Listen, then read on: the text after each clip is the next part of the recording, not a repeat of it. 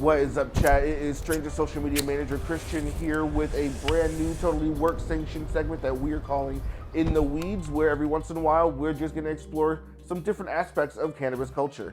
This week, for our first episode, we're going to be talking about an indie video game that has been topping the Steam charts the last couple of weeks called Schedule 1, where you and 3 of your closest friends get to start from the bottom up, being street dealers, developing your own weed strains, and getting into a little bit of trouble with the police. Level up your street cred to unlock new neighborhoods, new drugs, and new customers.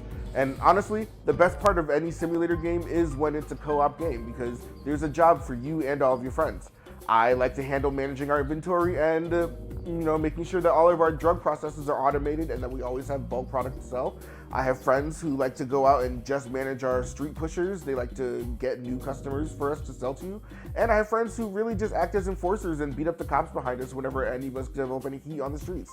So, there's something for everyone to do, whether you like survival games, crafting games, or just sandbox games with your friends. And the best part about Schedule 1 is that it doesn't really take itself too seriously at all.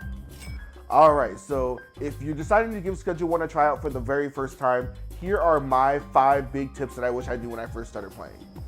First, invest in the panel van as early as you can.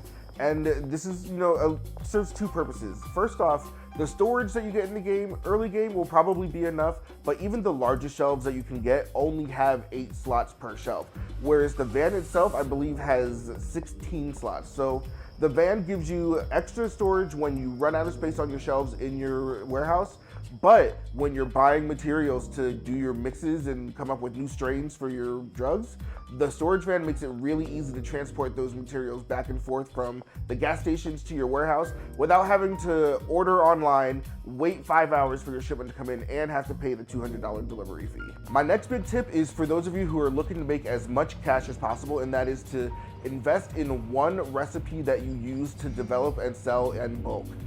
Your dealers are always going to be able to sell to your customer list. Your customers are always going to buy from you whenever you list any specific strain for sale.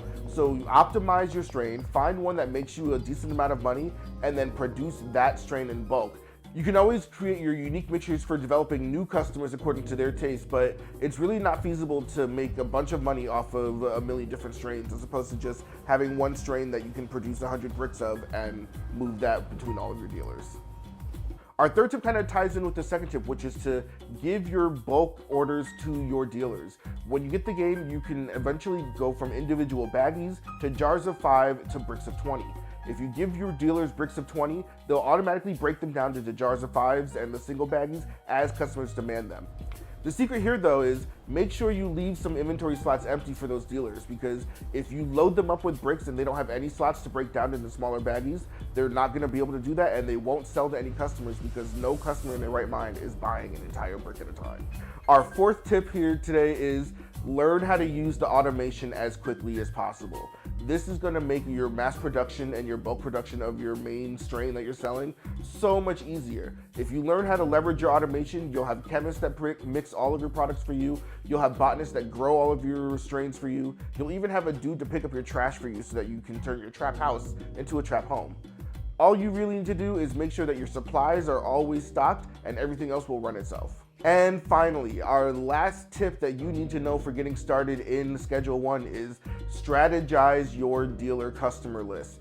Don't just randomly assign customers to your dealers, and even if you're strategizing by neighborhood, that's not enough. You have to remember that your dealers are going to take a 20% cut of every single sale that they make, and customers in Schedule 1 actually have purchasing preferences. So what you need to do is figure out who the neighborhood low spenders are, give those to your dealers so that they can take their cut of the low spenders, and then you can use the rest of the customers to maximize your sales, and you can upsell people like Geraldine, who are fiends for expensive product but don't really have any sort of high quality standards whatsoever. Honestly, the most fun part of Schedule 1 is coming up with new mixes and developing new strains. And the best part about that is you get to name your own strains. So, if you have any inside jokes with your friends who are also playing, or you want to leave a surprise strain on a shelf for them to discover, really the possibilities are endless. Schedule 1 is available for you and your friends to play in early access on Steam right now.